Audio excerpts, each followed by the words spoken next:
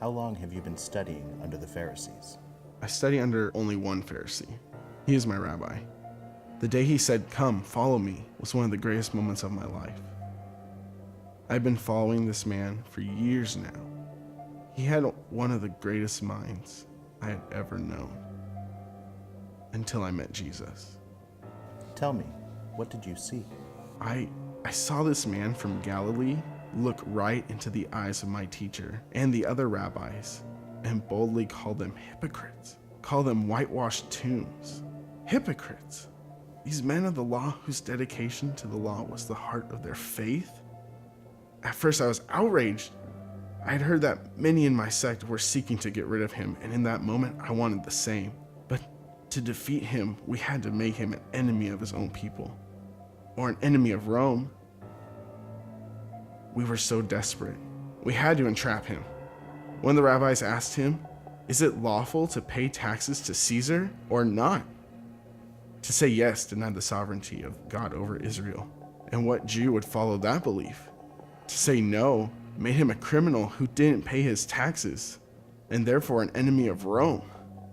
What did he say? Well, he said, "Render therefore to Caesar the things that are Caesar's, and to God the things that are God's." Simply put, fear God and honor the king. It was a good answer, but that didn't stop us. We found him again teaching outside the city and brought to him a woman caught in the midst of adultery. We asked, what should be done with her? If he were to say, "Let her go," then where was his respect for the holiness of God and the righteousness of the law? Yet, if he condemned her, what became of his claim that he had come here to seek and save that which was lost?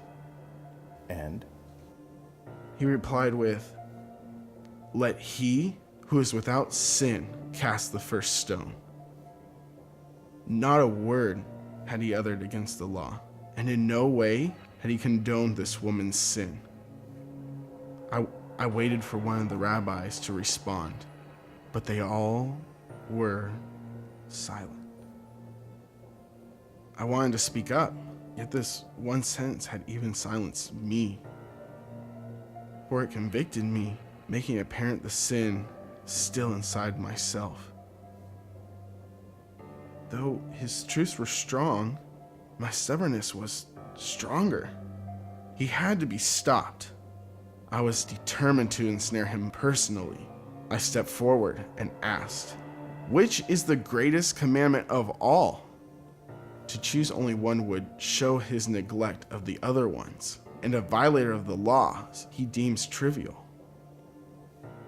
"You shall love the Lord your God with all your heart, with all your soul, and with all your mind.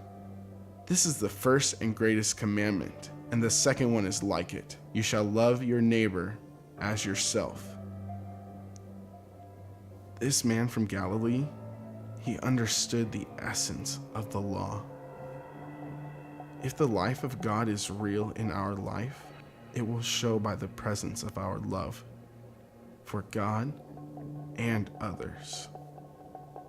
My teacher understands the letter of the law, but whoever this man was, he opened my eyes to the heart of the law.